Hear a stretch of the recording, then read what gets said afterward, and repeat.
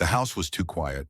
Not the peaceful kind of quiet, like the stillness after a snowfall or the hush of a Sunday morning. This silence was heavy, suffocating, the kind that made Isabel Moretti's chest tighten every time she opened the front door. 8 months. That's how long her 5-year-old son, Mateo, hadn't spoken a word. No laughter, no questions, not even the soft hums of a child lost in thought. Just silence. The doctors called it trauma. The therapists described it as selective mutism brought on by grief. Isabel only knew it as absence. Her son was there, but a part of him was locked away, unreachable. She dropped her purse on the marble counter, her heels clicking across the polished floor. Another 12-hour day at the office. Another night returning to a home that felt less like shelter and more like a museum of what once was. Every corner of the house reminded her of her late husband. The framed photos, the wine glasses still boxed up, the baseball glove left in the mudroom. Isabel told herself she worked this much for Mateo's future, but deep down, she knew the truth. Burying herself in mergers, board meetings, and contracts was easier than facing the silence waiting at home. She set down her phone and exhaled, letting her shoulders drop. That's when she heard it. At first, she thought she imagined it. A faint sound carried through the cavernous hallways. Not the television, not the housekeeper's footsteps. Something different, something lighter. A laugh. It was high-pitched, unsteady, the kind of laugh that bubbled up from a child's chest before they even knew they were laughing. Isabel froze. For a heartbeat, she couldn't move, couldn't breathe. The sound ricocheted through her, stirring something she hadn't felt in months. Hope. She hurried down the hallway, past the glass doors that opened to the backyard, past the rows of silent art pieces she had collected but never really seen. The sound grew clearer as she approached the playroom. And there he was. Mateo sat cross-legged on the rug, a pile of toy cars scattered around him. His cheeks were flushed, his eyes bright, his small shoulders shaking with laughter. Beside him sat a man Isabel had never seen before, crouched low, holding a plastic race car and making engine noises with surprising dedication. Vroom! Vroom! Oh no! Crash landing! The man announced, tipping the car over as Mateo let out another burst of laughter. Isabel's breath caught. Her son, her silent, closed-off son, was laughing at a stranger. Mateo, she whispered, but her voice was drowned out by the boy's giggles. The man looked up, startled. His eyes met hers, and for a moment, they both froze. He was in his mid-30s, dressed in a plain navy t-shirt and worn jeans. His hair was a little too long, falling into his forehead, and there was something rugged yet kind in the way he carried himself. Miss Moretti, he said quickly, rising to his feet. I didn't mean to intrude. I'm Gabriel Torres. Gabriel? Her tone sharpened. What are you doing here? He wiped his palms on his jeans, suddenly looking unsure. The agency sent me. They said you needed temporary help around the house. Cooking, cleaning, childcare support. Isabel's assistant had mentioned arranging extra help, but Isabel hadn't paid attention. She was too consumed by the quarterly report at the time. Now faced with this stranger in her playroom, her pulse quickened. And you decided it was appropriate to just play with my son? I wasn't planning on it, Gabriel admitted, his voice calm but steady. He was sitting here with the cars. I asked if I could join. He nodded. And then he gestured toward Mateo, who was still clutching a red race car, smiling in a way Isabel hadn't seen since before her husband's accident. Isabel's eyes burned. He hasn't laughed in 8 months. Gabriel's expression softened. I know, he didn't say anything. Just smiled, so I stayed. For a long moment, Isabel stood there, torn between gratitude and anger. Gratitude because her son had finally broken through the silence. Anger because it wasn't her who had reached him. It was this stranger. Thank you, she managed stiffly, though the words felt foreign. That'll be all for tonight. Gabriel nodded, respectful. He didn't argue, didn't defend himself further. He simply placed the toy car back on the rug and stepped away. But Mateo's eyes followed him. When Gabriel left the room, the silence settled again. But it wasn't the same. It wasn't suffocating this time. It was charged, almost restless, as if something had shifted. Isabel knelt beside her son, brushing his dark hair back from his forehead. Sweetheart, she whispered. Was that fun? Mateo didn't answer. He only clutched the race car tighter. The corners of his lips curved in a small, lingering smile. Isabel sat there longer than she should have. her heart aching with a mix of wonder and shame. She had hired therapists with polished offices and towering resumes. None of them had cracked through. Yet this man, this house assistant she hadn't even properly vetted, had reached her son in less than an hour. It unsettled her. That night, Isabel stood by Mateo's bedroom door, watching him sleep. His chest rose and fell with the deep rhythm of a child at peace, his toy car tucked under his arm. For the first time in months, she let herself believe maybe, just maybe, her son wasn't lost forever. Still, questions gnawed at her. Who exactly was Gabriel Torres? And what gave him the right to step into a space she had been locked out of for so long? Isabel turned away from the doorway, her jaw tightening with determination. Tomorrow she'd get answers. But tonight, she allowed herself one fragile truth. Her son had laughed again. And no matter the source, that sound was something worth holding on to. The morning sun streamed through the wide windows of the Moretti estate, spilling golden light across the kitchen. Isabel stood at the counter, stirring cream into her coffee, her mind replaying the sound she'd heard the night before. That laugh, Mateo's laugh, had been so raw, so alive, it almost felt like a dream. Her eyes drifted toward the hallway that led to her son's room. She could hear faint movement, the shuffle of small feet, the rustle of blankets. Then another sound, a man's voice, low, steady, playful. Gabriel. Isabel gripped her mug tighter. Part of her wanted to march in there and remind him he was just hired help. Another part wanted to freeze the moment, afraid that if she disrupted it, Mateo's fragile smile would vanish as quickly as it had come. When she finally walked toward the playroom, she found Gabriel sitting cross-legged on the carpet again. He was showing Mateo how to stack blocks into a tall, uneven tower. "Careful, champ," Gabriel said, his tone warm, a little rough around the edges. "Don't let it tip over just yet." Mateo's tiny hands trembled with focus as he placed another block on top. The tower leaned, wobbled, then collapsed with a clatter. For the first time in months, Isabel heard her son giggle at his own mistake. Something tightened in her throat. Gabriel looked up, noticing her in the doorway. He gave a polite nod, not overstepping, not too familiar. "Morning, Ms. Moretti." She crossed her arms. "You're here early."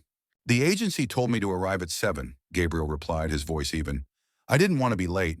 Isabel's gaze flicked from him to her son, who was busy gathering the fallen blocks, his little face glowing with concentration. The sight twisted something inside her, relief mixed with guilt, mixed with an uncomfortable truth. "Coffee?" she asked suddenly, more to fill the air than out of courtesy. Gabriel blinked, then nodded. "Sure, thank you." They sat at the kitchen table, the morning unusually alive with the faint clinking of Mateo's toys down the hall. "So," Isabel began, her tone cautious, "tell me why my son laughs with you, when he hasn't made a sound for me in 8 months. Gabriel shifted, not defensive, not smug, just thoughtful. "I don't think it's about me. Sometimes kids, they just need someone who doesn't expect anything from them. I wasn't trying to get him to talk or laugh. I just sat with him. Let him set the pace." His words were simple, almost too simple. Isabel frowned. "You're saying all the specialists I've paid for, therapists, speech coaches, child psychologists, they were doing too much?" Gabriel held her gaze. His eyes were a soft brown, steady but not invasive. "Sometimes presence is louder than words. Kids can feel when someone's forcing a result." He paused, lowering his voice. "I know because I've lived it." There it was, a flicker of something heavier beneath his calm exterior. Isabel noticed, but before she could press further, the sound of small feet pattered into the kitchen. Mateo toddled in, clutching a block in one hand. He glanced at Gabriel, then at his mother, his lips twitching upward as if he were testing out a smile. Isabel's chest swelled, her carefully built walls cracking in ways she hadn't expected. Gabriel smiled back at the boy. "Hey, champ, want some pancakes?" Mateo's eyes widened. He didn't speak, but he nodded eagerly. Isabel was stunned. Pancakes? Gabriel was acting like this was his kitchen, his child. Yet somehow, instead of bristling, she found herself exhaling for the first time in months. By noon, the scent of warm maple syrup filled the dining room. Isabel sat across from her son, who was clumsily cutting pancakes into misshapen bites. Gabriel moved around the kitchen with practiced ease, rinsing dishes, wiping counters, humming under his breath. Isabel couldn't ignore it. He didn't feel like an employee. He felt like someone who belonged. and that unsettled her even more. "Where are you from?" she asked finally, breaking the silence. "Queens," Gabriel replied. "Born and raised. Came here a couple years ago for a change." "A change?" she pressed. He hesitated, then shrugged. "Life doesn't always go the way you plan. You adapt." There was weight in his words. Unspoken history Isabel wasn't sure she had the right to ask about, but her instincts, the same instincts that made her a cutthroat CEO, told her there was more to this man than met the eye. Mateo tugged at her sleeve, pointing at his empty plate. "More?" Isabel asked softly. Her son nodded. Her throat tightened again. Not because he hadn't spoken. She wasn't expecting words. But because for the first time in months, he had asked for something. Reached for her. Trusted her. And Gabriel was there, watching quietly, not inserting himself, not stealing the moment. Just holding space. That night, after Gabriel had gone, Isabel lingered outside Mateo's door again. Her son slept curled up with his toy car, crumbs of pancake still on his pajama sleeve. She leaned against the doorframe, her heart a storm of contradictions. For so long, she had been the woman who had all the answers. The deal closer, the strategist, the leader in the boardroom.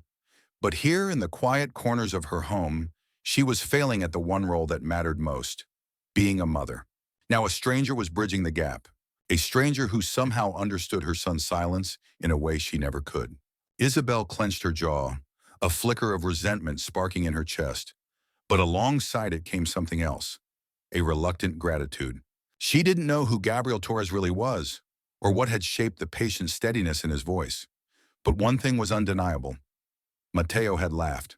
And tonight, that laughter still echoed through the halls of her house, soft but undeniable, like a promise. The next morning, Isabel dressed sharply for work, a fitted blazer, heels that clicked against the tile. But when she came downstairs, she stopped short.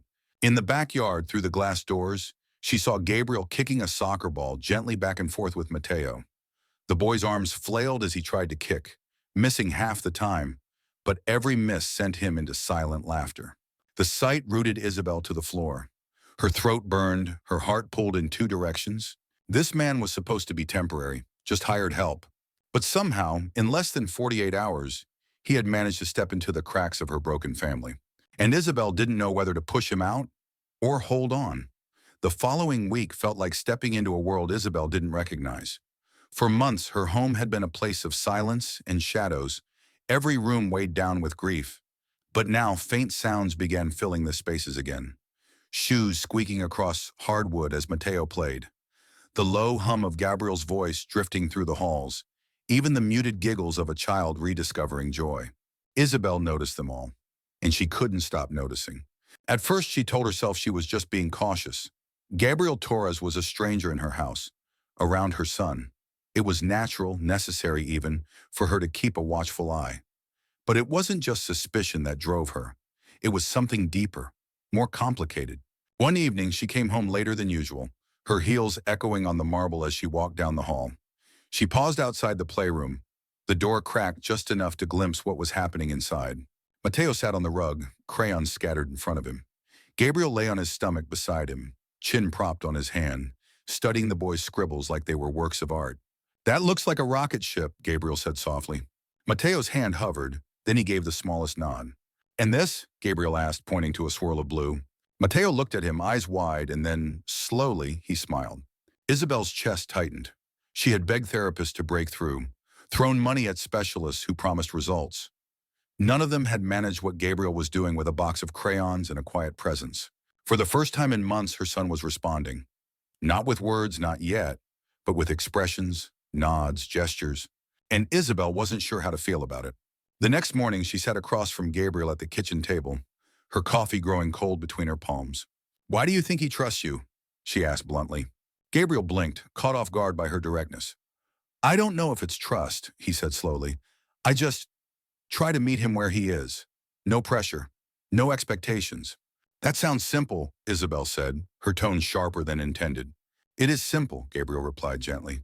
"But simple doesn't mean easy." His words lingered in the air. Isabel looked down at her coffee, unwilling to admit how much they unsettled her. She was used to control, to strategies and outcomes she could measure. But here was a man dismantling her defenses with nothing more than patience. and her son was responding to it in ways she hadn't been able to achieve. By midweek, Isabel began staying home more often. She told her board she needed time to review international contracts, but the truth was she couldn't stay away. She spent hours pretending to answer emails at the dining table, all the while listening, always listening. She listened as Gabriel read picture books aloud, his voice shifting into silly characters until Mateo's lips curved into quiet smiles. She listened as Gabriel narrated ordinary chores. Washing the dishes, chomp. Don't let me miss a spot. And Mateo would trail behind him like a silent shadow. And she listened when Gabriel said nothing at all, just sitting in the same room, letting Mateo line up toy cars in silence. Somehow that silence wasn't crushing. It was shared. Still, Isabel couldn't shake her doubts. One evening after Mateo had gone to bed, she found Gabriel cleaning up the kitchen. His hands moved with steady rhythm, rinsing plates, stacking them neatly, wiping counters. "You're good at this," she remarked, folding her arms. He glanced up, half smiling. "Years of practice." "Practice?" Gabriel hesitated, then shrugged. "Being on my own, taking care of my daughter. You learn to do it all." The mention of a daughter caught Isabel off guard. He hadn't said much about his life before. She wanted to ask more, but the guarded look in his eyes stopped her. For now, that night Isabel stood by her son's doorway again. Mateo was curled up in bed, one arm around his stuffed bear, his face relaxed in sleep. She felt a wave of relief wash over her, relief she hadn't felt in months. But beneath it was something else, fear. Fear that she was losing her place in her own son's life. It wasn't rational. She knew that. Mateo still clung to her hand when he was frightened, still looked for her when he woke from nightmares. But the truth was undeniable. Gabriel had unlocked something in him that she hadn't been able to touch. And that truth hurt. Saturday afternoon arrived with unexpected warmth. The backyard, usually unused, was suddenly alive. Gabriel had dragged out an old soccer ball, and Mateo chased it clumsily across the grass. His laughter, silent but unmistakable, rang out in little bursts of joy. Isabel stood on the patio, arms wrapped around herself as she watched. Her son's hair glistened in the sun, his cheeks flushed pink. "Kick it back, champ," Gabriel called, his voice bright. Mateo swung his foot, missed entirely, and collapsed into the grass with a grin. Gabriel laughed too, jogging over to help him up. "Nice try. You'll get it next time." Isabel's throat tightened, her eyes stung. It wasn't just that Mateo was laughing again. It was the way Gabriel looked at him, with patience, with care, with something that felt dangerously close to love. And it scared her. Because Isabel knew better than anyone. Love made you vulnerable. Love was the reason her son hadn't spoken in 8 months. Love was the wound she still carried every day. Could she really let another stranger step into that fragile space? That evening, she confronted Gabriel directly. "Why are you here?" she asked, her tone colder than she meant. He looked at her, puzzled. "The agency sent me." "No," Isabel pressed. "Why are you really here? You could be working anywhere, doing anything. Why this job? Why my son?" For a long moment, Gabriel didn't answer.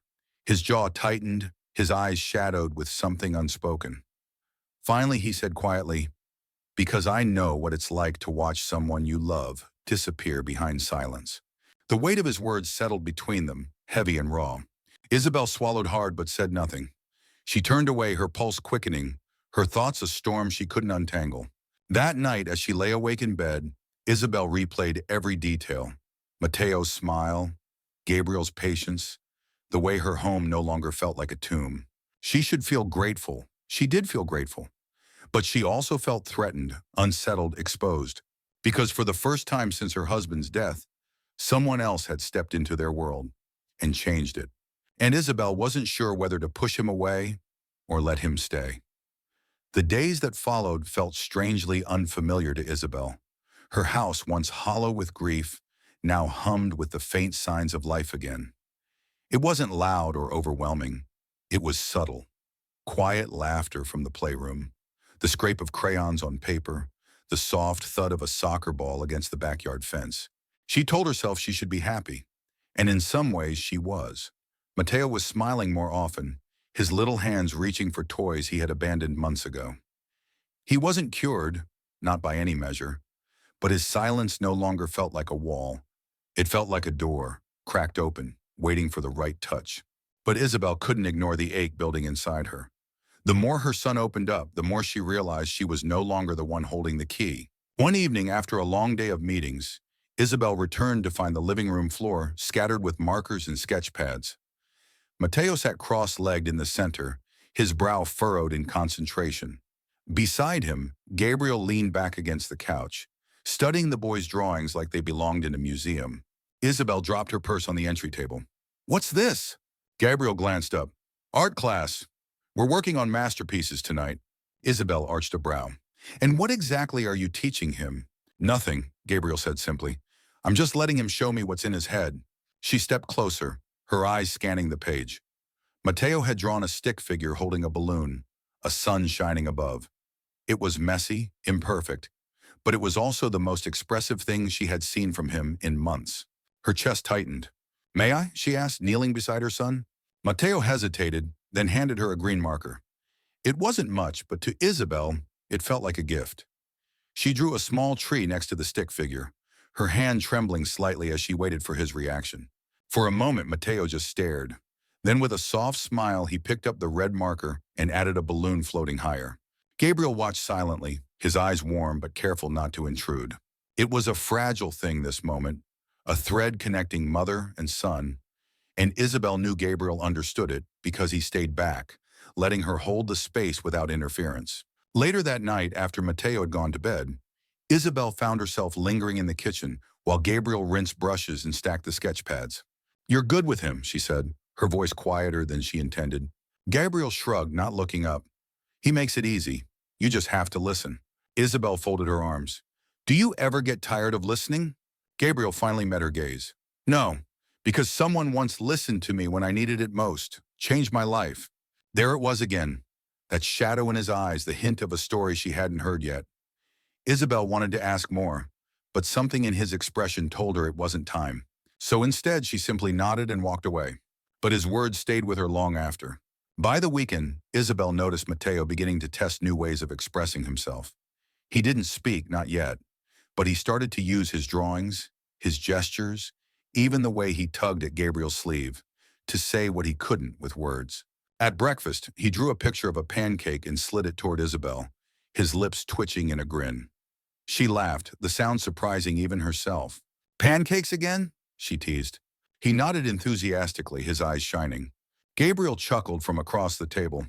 "Looks like you've got a budding negotiator on your hands." Isabel rolled her eyes, but her heart swelled. That night, she stood at Mateo's doorway again, a ritual she had developed without realizing it. He was asleep, his toy car tucked beside him, his sketch pad resting near his pillow. She reached out, brushing her hand against the doorframe, and whispered, "I missed you, baby. I'm so glad you're coming back." The words caught in her throat.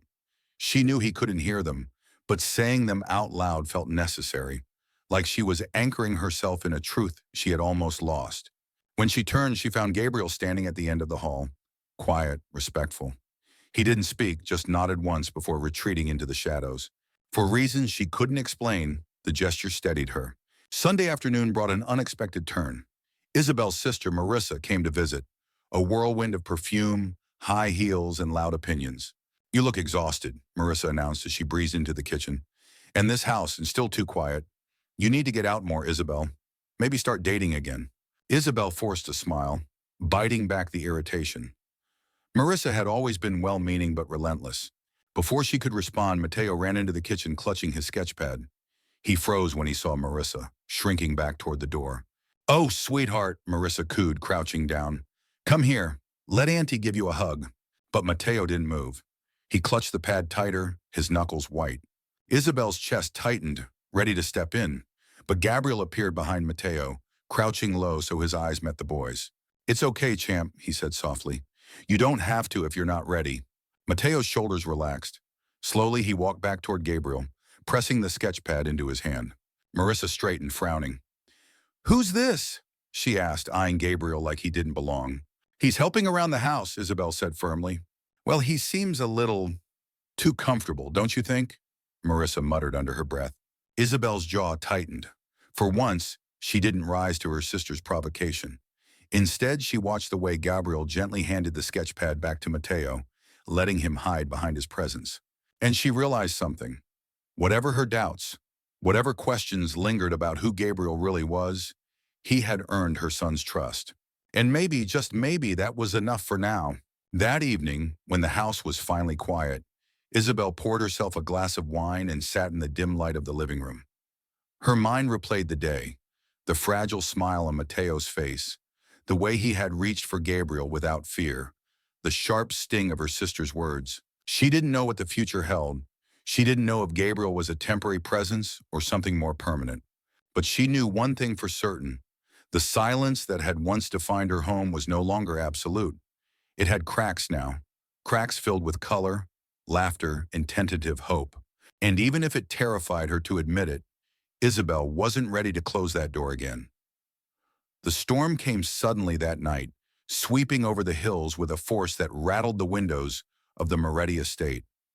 Rain lashed against the glass, thunder growled in the distance, and the air inside felt charged, tense, alive. Isabel sat in the living room, a book in her lap she wasn't really reading. Across the hall, she could hear the faint murmur of Gabriel's voice as he coaxed Mateo to bed. The boy hated storms. He always had. And though he hadn't spoken in months, Isabel knew the look of fear in his eyes when the sky cracked open. She rose, drawn toward the sound. At the end of the hallway, she paused, peering into Mateo's room. The little boy sat curled up under his blanket, clutching his stuffed bear. His eyes darted to the window each time lightning lit the sky. Gabriel sat at the edge of the bed, calm and steady, his hand resting lightly on the boy's shoulder. "You know," Gabriel said softly, "when I was your age, I used to think thunder was a giant playing drums in the clouds." Mateo's eyes flicked toward him. "Scared me half to death," Gabriel admitted with a chuckle. "But my dad told me if you count between the lightning and the thunder, you can see how far away the storm is. Want to try?" He lifted his hand, holding up 3 fingers. 1, 2, thunder rolled. Gabriel smiled. "See? Not so close. We're safe." Mateo's chest rose and fell, his grip on the bear loosening just a little. From the doorway, Isabel's throat tightened. Gabriel hadn't just calmed her son. He had given him a way to face his fear. A tool, simple and steady. Something she hadn't thought to offer. She stepped into the room. "Thank you," she whispered, her voice almost drowned out by the rain. Gabriel looked up, surprised to see her there. "Just doing my job." But Isabel didn't believe that. Not anymore. Later, when Mateo was asleep, she found Gabriel in the kitchen rinsing mugs. The storm still rumbled outside, shadows flickering across the walls with each flash of lightning. "You're not just doing your job," Isabel said quietly, leaning against the counter. Gabriel paused, then set the mug down. "Maybe not." Silence stretched between them, heavy but not hostile. Isabel studied him, the strong lines of his face, the way his shoulders carried both weariness and steadiness, the quiet restraint in his movements. "You've been through something," she said finally. It wasn't a question. Gabriel exhaled, leaning against the sink. His eyes shifted, distant, like he was seeing something miles away. "Yeah, I have." Isabel waited. For once, she didn't press, didn't demand answers. She just waited. Gabriel rubbed a hand over his jaw. "My wife, her name was Emily, passed away 3 years ago. Car accident. One moment she was there, the next, gone." His voice caught, roughened. He swallowed hard before continuing. "Our daughter, Sophia, was only 4. She stopped talking for almost a year after. Wouldn't look at anyone, wouldn't let me near her sometimes, just silence." Isabel's chest tightened. "I tried everything," Gabriel went on. "Doctors, specialists, books. Nothing worked. And then one night, I just sat with her. Didn't ask for words, didn't beg for her voice back. Just sat there, breathing with her. Day after day. Slowly, she started humming again. Then words, then laughter." His eyes lifted to Isabel's, steady now. "That's why I understand Mateo. That silence he carries. It's not emptiness. It's weight. And sometimes the only way through it is to let him know you're willing to carry it with him." Isabel's throat burned. For months she had carried the guilt of not knowing how to reach her son, of failing to fix him. Hearing Gabriel speak those words, it was like someone had lifted the blame from her shoulders, if only slightly. "What about Sophia?" she asked softly. A faint smile tugged at Gabriel's lips. "She's 7 now, talks nonstop, lives with my mom most days while I work. She's doing okay, better than okay." Isabel nodded, her chest tightening with a complicated mix of relief admiration, and something more dangerous. Connection. Thank you for telling me, she said finally. Gabriel shrugged lightly. You deserve to know. It's your house, your son. But Isabel knew it wasn't just obligation that had driven him to share. It was something else. A fragile trust forming between them, built on grief and resilience. The days that followed carried a subtle shift. Isabel no longer saw Gabriel as just a stranger in her house. He was still an employee, yes, but now she understood the shadows that shaped him. His patience wasn't random. His gentleness wasn't luck. It came from the same place her fear did. Loss. And though she hated to admit it, that truth drew her closer. One afternoon, she came home earlier than expected. She found Gabriel and Mateo in the backyard, kneeling in the grass with a toy rocket. Gabriel held the base steady while Mateo pressed the launch button. The small rocket shot into the air with a hiss, then tumbled down, landing in the bushes. Mateo clapped silently, his face breaking into a grin so wide it made Isabel's breath catch. Gabriel looked up and saw her at the patio doors. He didn't wave, didn't call out. He just smiled, a small, knowing smile, as if to say, he's coming back to you, piece by piece. Isabel pressed her hand against the glass, her heart aching with gratitude she didn't know how to voice. That night, Isabel sat at her desk long after Mateo had gone to bed. Papers were stacked neatly, contracts waiting for signatures, but her focus kept drifting to the sound of laughter she had heard in the yard, the image of Gabriel kneeling beside her son, steady and unshakable. She picked up her pen, then set it down again. For once, the deals could wait, because maybe, just maybe, the real work of her life wasn't in the boardroom. It was here, in this house, in the fragile thread of hope her son was holding on to, and in the quiet strength of the man who was helping him find it. That weekend, Isabel took Mateo to the park for the first time in months. Gabriel came along, carrying a small cooler of snacks.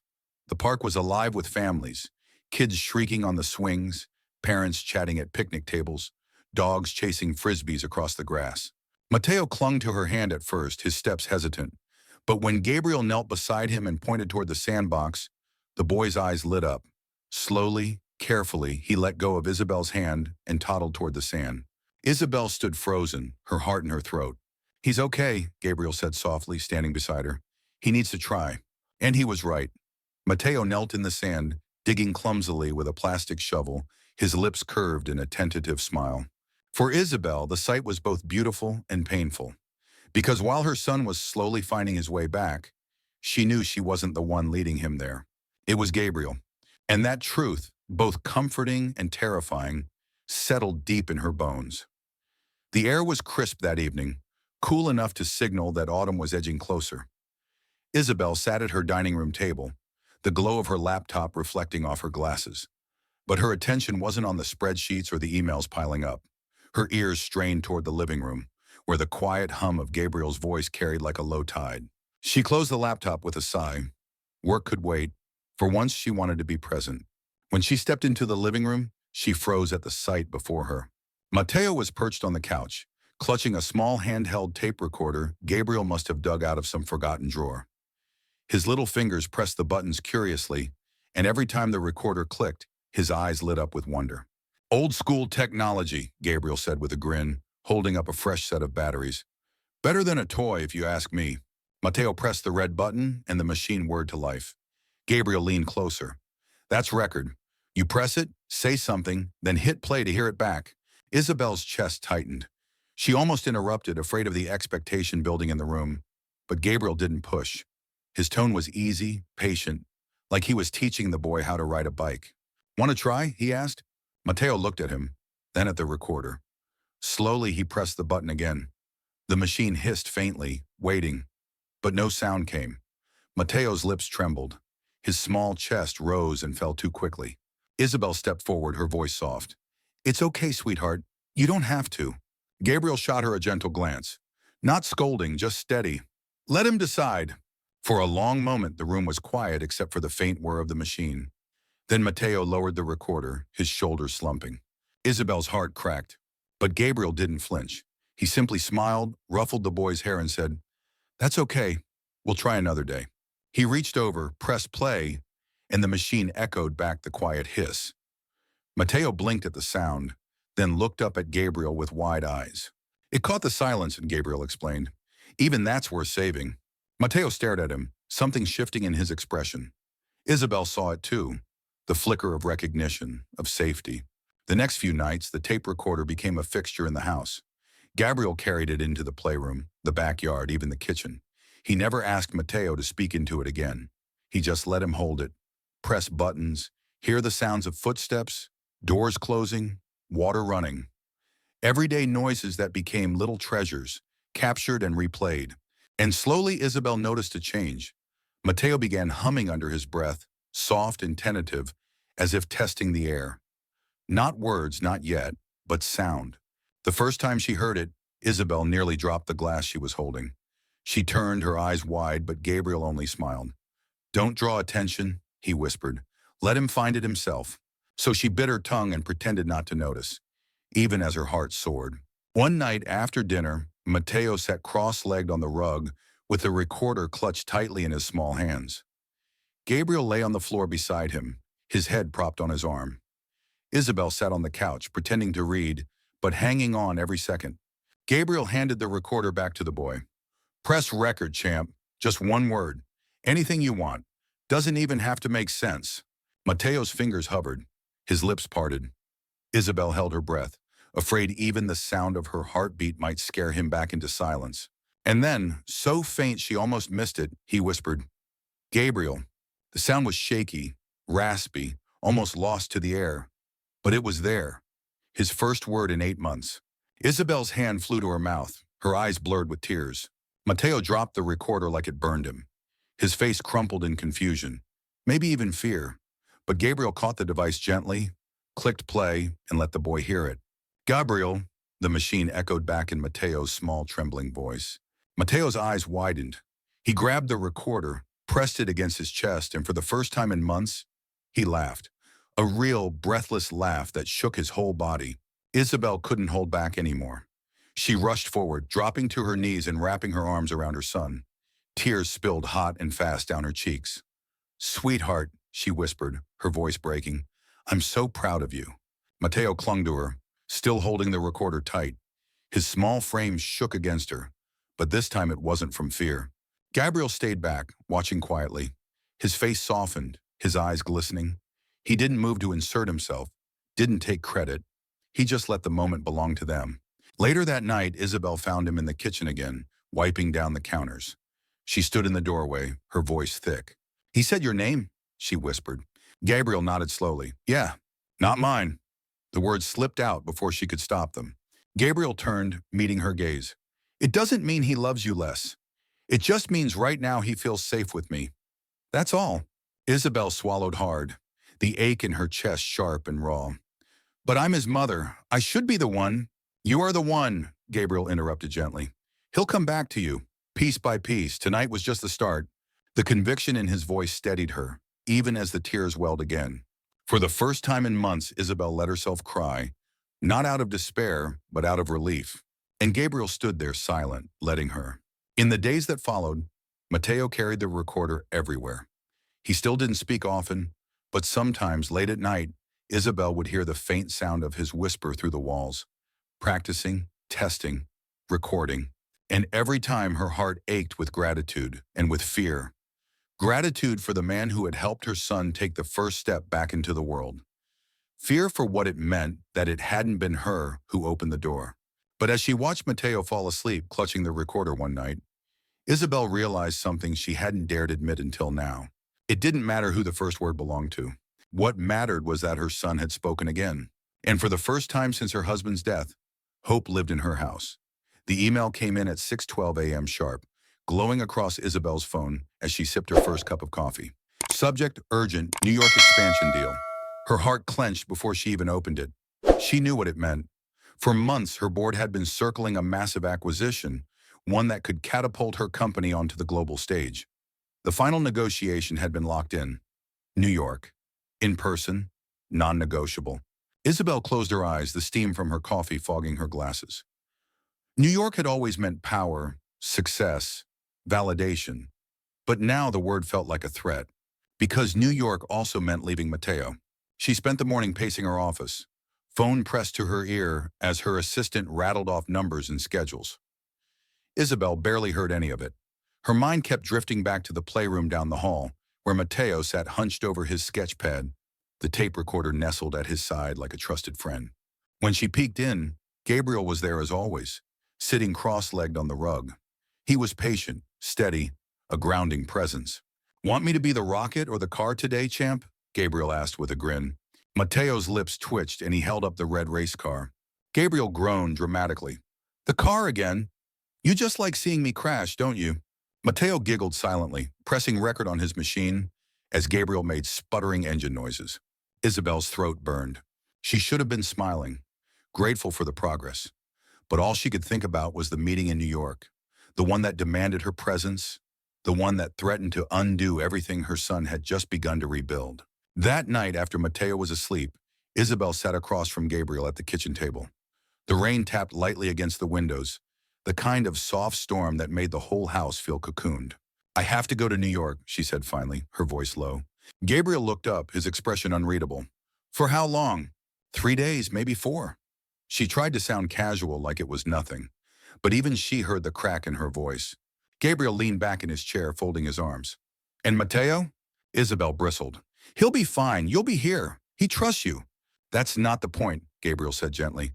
"He just spoke for the first time in months. He's fragile. The last thing he needs is to feel like you're leaving him." The words stung because they were true. Isabel pressed her palms against the table. "Do you think I don't know that? Do you think I don't feel it every second of the day?" Her voice cracked, raw and sharp. She hadn't meant to let the anger slip, but it was too late. Gabriel's expression softened. "I didn't mean it like that. I know what it looks like when a child feels abandoned. I've lived it." Silence stretched between them, heavy and aching. Finally, Isabel whispered, "This deal, it's everything I've worked for. But every time I picture New York, all I can see is Mateo's face." Gabriel leaned forward, his voice steady. "Then maybe that's your answer." The next day, Isabel tried to bury herself in work, convincing herself she could balance both worlds. She told herself she could video call, check in, send gifts from the city. But her illusions shattered when she walked into Mateo's room that evening. He had drawn another picture, one he shoved quickly under a pile of papers when he saw her. But Isabel caught a glimpse, a stick figure of a plane, flames shooting from its wings, a small child standing below with tears streaming down his face. Her knees nearly buckled. "Mateo," she whispered, pulling the paper free, "did you draw this today?" The boy wouldn't meet her eyes. He clutched his recorder tight, his little shoulders trembling. "Sweetheart, what's wrong?" He didn't answer, but at the bottom of the drawing, scrawled in shaky letters, were 2 words. Mateo sad. Tears blurred Isabel's vision. She pressed the paper to her chest, her voice breaking. "I'm so sorry, baby. I didn't know." Behind her, Gabriel appeared quietly in the doorway. He didn't speak, didn't move closer. He just watched, his eyes heavy with understanding. Isabel held her son until he finally drifted to sleep, the drawing still clutched in his tiny hands. And when she left the room, her decision was already carved into her bones. Later in the kitchen, she found Gabriel rinsing dishes. "I'm not going," she said firmly. Gabriel looked up, studying her. "I can't," she continued, her voice shaking but resolute. "If I leave now after everything, it'll break him. He's begging me not to, even if he doesn't have the words." Gabriel set the dish aside and nodded slowly. "Then you're doing the hardest thing a parent can do, choosing your child over everything else." Isabel swallowed hard. "The board won't see it that way." "They don't have to," Gabriel said softly. "You're his mother. That's what matters." For the first time in weeks, Isabel felt a strange calm settle over her. Terrifying, yes, but also freeing. The following morning, Isabel drafted an email to her board. She explained she couldn't attend the meeting in New York, that they'd have to move forward without her. Her hands shook as she typed. But when she hit send, she felt lighter than she had in years. When she stepped into the playroom, Mateo was already there with Gabriel, building another block tower. She knelt beside her son, brushing his hair back gently. "I'm not leaving, sweetheart," she whispered. "I'm right here." Mateo's eyes lifted to hers, wide and glistening. For a moment, Isabel thought she saw a flicker of relief, almost like he understood. And as Gabriel looked on silently, Isabel realized she had made the right choice. The skyscrapers of New York could wait. The laughter of her son could not. The decision not to go to New York gave Isabel a fleeting sense of peace. For a few days, the house felt lighter. Mateo seemed calmer, his drawings brighter, his recorder filled with tiny whispers he practiced when he thought no one was listening. But healing was never a straight line. On Thursday evening, as the late summer light faded into dusk, Isabel found herself in the kitchen preparing dinner. The sound of clattering blocks echoed from the living room, where Gabrielle and Mateo were playing. She was just about to call them when a sudden thud cracked through the house. "Mateo!" Isabel's voice rose instantly, her hands dropping the spatula. Silence, then a sharp, broken cry. She ran, her heart slamming against her ribs. In the living room, Mateo was on the floor, his little body crumpled beside the block tower. His knee had scraped against the hardwood, blood welling at the skin. But it wasn't the scrape that stole Isabel's breath. It was the sound. A sob. Not silent laughter, not quiet giggles. A full, heart-wrenching sob that tore out of his chest. Isabel dropped to her knees, gathering him in her arms. "Oh, sweetheart, I've got you. It's okay. I'm right here." Mateo clung to her shirt, his face buried against her chest.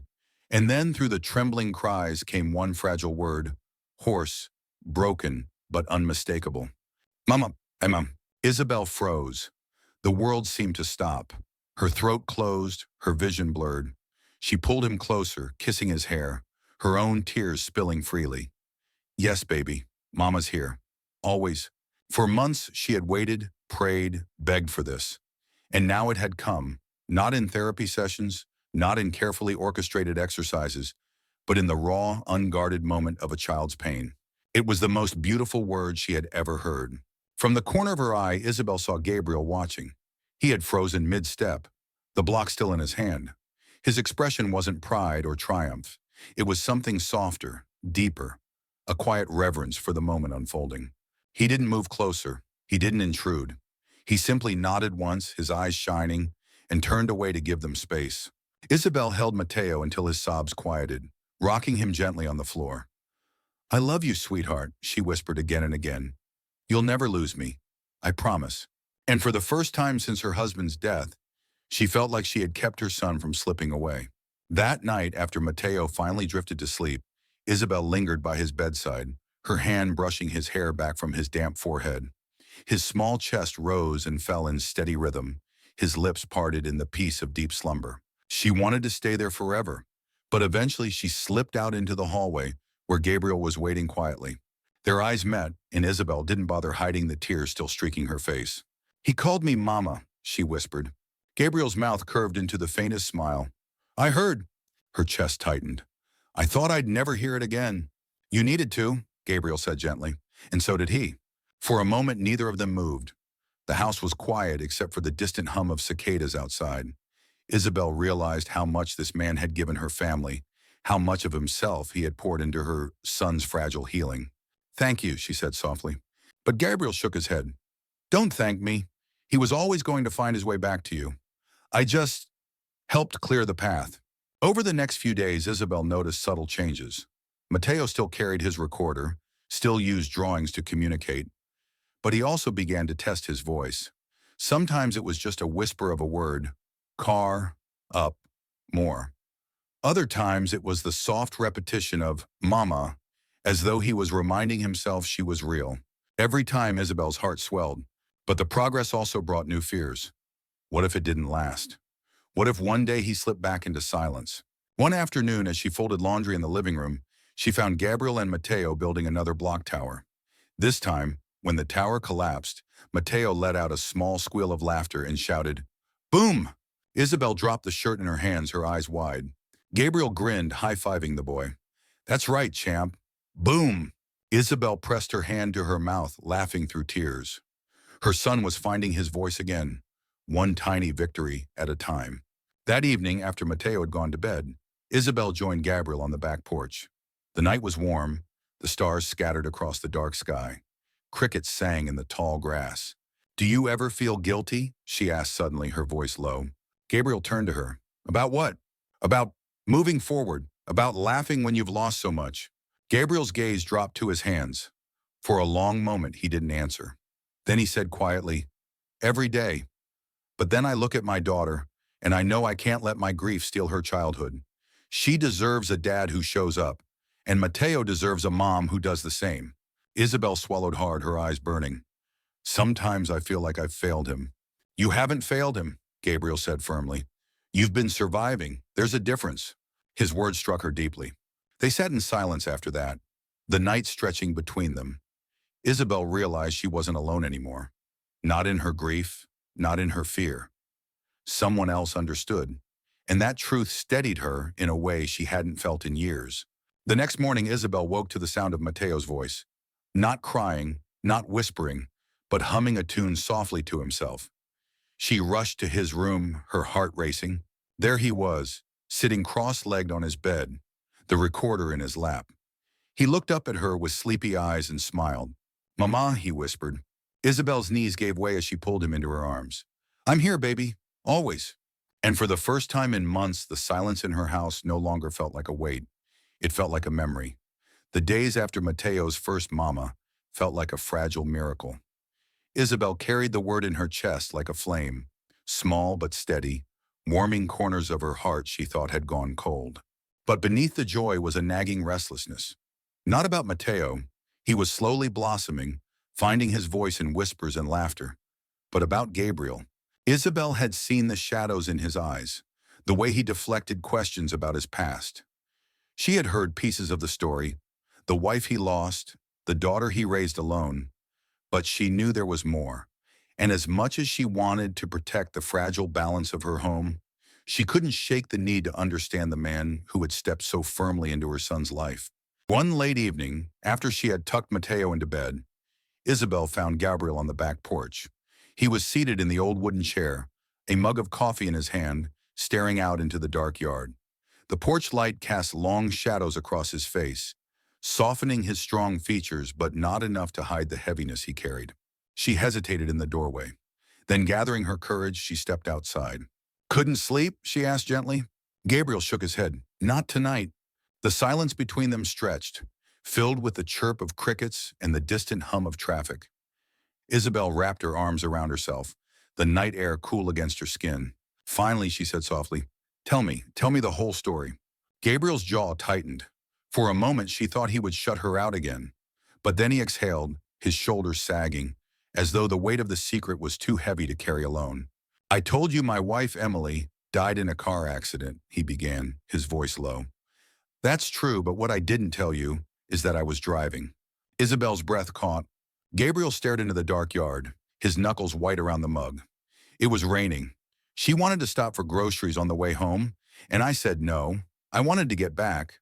I was tired, distracted. I didn't see the truck until it was too late. His voice cracked, raw with memory. She was gone before the ambulance even came, and Sophia, our daughter, was strapped in the back seat, screaming. She survived, but for months she wouldn't look at me, wouldn't speak. I was supposed to protect them, and I failed. Isabel's throat burned. She wanted to speak, to offer something, but no words came. Gabriel set the mug down with shaking hands. "I carried that guilt every day, still do. People told me it was an accident, that it wasn't my fault. But when you're the one behind the wheel, there's no escaping it. I couldn't forgive myself. And Sophia, she was trapped in silence just like Mateo. That nearly broke me." He rubbed a hand over his face, his voice trembling. "I sat with her every night, just waiting. I didn't beg her to talk. I didn't push. I just sat. One night she climbed into my lap and whispered, 'Daddy.' That's when I knew. I couldn't give up, no matter how much I hated myself." Isabel's tears slipped freely now, hot against her cheeks. She saw him differently, not just as the patient, steady man who had helped her son, but as a father who had clawed his way through the same darkness she lived in. "Gabriel," her voice cracked. She reached for his hand across the table, tentative but firm. "You didn't fail. You survived, and you gave your daughter a chance to heal. That's not failure. That's love." Gabriel shook his head, his eyes glistening. "I don't know if I'll ever believe that, but I know this. When I look at Mateo, I see Sophia. I see the silence, the fear, the weight too heavy for a child to carry. And I swore to myself I would never walk away from another kid who needed someone to stay." Isabel's heart clenched. "You've given my son more than I thought possible," she whispered. "But what about you? Who stayed for you?" Gabriel's lips pressed into a thin line, his gaze dropping. "No one has to. This is my penance." Her hand tightened over his. It doesn't have to be penance. It can be grace, don't you see? What you've done for Mateo, it's not punishment, it's redemption. Gabriel's chest rose sharply, as if the word itself cut into him. For a moment he looked at her like he wanted to believe it, like her words might finally loosen the chains he had carried for years. The night stretched on. They didn't move, didn't break the fragile silence that followed. Isabel felt the air shift between them. Not romantic, not yet, but something more sacred. A recognition, a bond carved from pain, but bound by love. Finally, Gabriel whispered, "You're stronger than you think, Isabel. I've watched you fight for your son every day, even when you thought you were failing. That's not weakness. That's courage." Her throat tightened. No one had said that to her before. Not her family, not her colleagues, not even herself. For the first time in years, she let the words sink in. Inside, Mateo stirred in his sleep. Isabel checked on him before turning in. The boy was curled around his recorder, but this time, instead of silence, a soft murmur escaped his lips. "Mama." Isabel covered her mouth, tears springing again. She leaned down, kissed his forehead, and whispered, "I'll never leave you, sweetheart." When she turned, she saw Gabriel standing in the doorway, watching quietly. His expression was solemn, but there was light there too. Faint, fragile, but real. That night, as Isabel lay in bed, she realized something. Grief had made her believe she was broken beyond repair, but Gabriel's story, raw and unflinching, had shown her otherwise. He had carried his guilt and still found a way to fight for his daughter, and now together they were fighting for Mateo. The silence in her house was fading, piece by piece, word by word. And for the first time, Isabel allowed herself to believe that maybe, just maybe, this was not the end of their story. It was the beginning. The first morning of fall arrived with a soft chill in the air, leaves beginning to scatter across the driveway. Isabel stood at the kitchen counter, her hands wrapped around a warm mug of coffee, watching through the window as Gabriel and Mateo chased each other across the backyard. Her son's laughter carried on the wind, pure and unguarded, the kind of sound she had once feared she would never hear again. "Got you, champ!" Gabriel shouted, scooping Mateo up and spinning him until the boy squealed. Isabel pressed a hand to her chest, tears prickling her eyes. The silence that had once defined her home was gone. In its place was this: laughter, movement, life. And she knew deep down, it hadn't just been her fight. Gabriel had carried them through too. That evening, the three of them sat down to dinner together. Isabel had cooked, a rare occurrence. And though the pasta was a little overcooked, Mateo devoured it happily. His recorder sat beside his plate, now filled with tiny snippets of words and sounds he'd begun to collect like treasures. As they ate, Isabel studied the two faces across from her. Her son, cheeks flushed with health, eyes alive again, and Gabriel, steady and calm, his presence no longer that of an outsider, but something more. She cleared her throat. "I've been thinking," she said carefully. Gabriel looked up, waiting. "You don't have to keep saying you're temporary," she said softly. "You've become part of this house, part of us." Gabriel's fork paused halfway to his mouth. His eyes softened, but his voice stayed even. "Isabel." "I mean it," she interrupted, her tone firmer now. "Mateo needs you, and so do I." The words hung in the air, heavier than she expected. Gabriel set his fork down, exhaling slowly. "I don't want to overstep. I never wanted to take what isn't mine." "You haven't," Isabel whispered. "You've given back what I thought I lost. My son, his laughter, hope." Gabriel's gaze dropped, his jaw tightening with emotion. "And what about you? What about your future? You walked away from New York for him. Doesn't part of you regret it?" Isabel shook her head, her voice certain. "No deal is worth more than hearing my son call me Mama again. No amount of power or money could replace that." For the first time, Gabriel allowed himself a smile. Not the polite, restrained ones she'd grown used to, but a real, unguarded smile that reached his eyes. As the weeks passed, their rhythm grew natural. Gabriel became more than help around the house. He became family. He was there in the mornings making pancakes while Mateo chattered in half whispers. He was there in the afternoons, chasing soccer balls across the yard. He was there at night, sitting with Isabel after Mateo had gone to bed, sharing quiet conversations about life, loss, and second chances. The guilt that had once haunted Isabel's every breath began to loosen its grip. She realized she wasn't failing her son. She had simply needed help. And accepting that didn't make her weak. It made her human. One Saturday afternoon, Isabel invited her sister Marissa over again. The last visit had ended with tension, but this time was different. Mateo greeted her at the door, clutching his recorder. "Hi," he whispered shyly, the words soft but audible. Marissa froze, her eyes wide. "Did he just—" Isabel nodded, pride swelling in her chest. "He's talking again, little by little." Marissa's eyes filled with tears as she pulled her nephew into a gentle hug. "I'm so proud of you, sweetheart." Gabriel stood quietly nearby, giving them space. Isabel caught his eye and saw the quiet pride there, too. The pride of someone who understood what it meant to fight for a child's voice. That evening, after everyone had left and Mateo was asleep, Isabel and Gabriel sat on the porch together. The autumn air was crisp, the stars clear and sharp above them. "I used to think this house would never feel alive again," Isabel admitted, her voice soft. "After my husband died, it was like the walls swallowed the sound. But now—" She paused, listening to the faint echo of Mateo's laughter from earlier. "Now it feels like home again."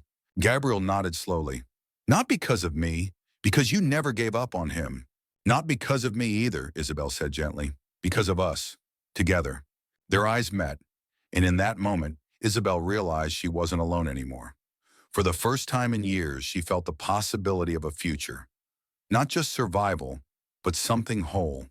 The following morning, Isabel woke to find Mateo already in the kitchen, his recorder on the counter.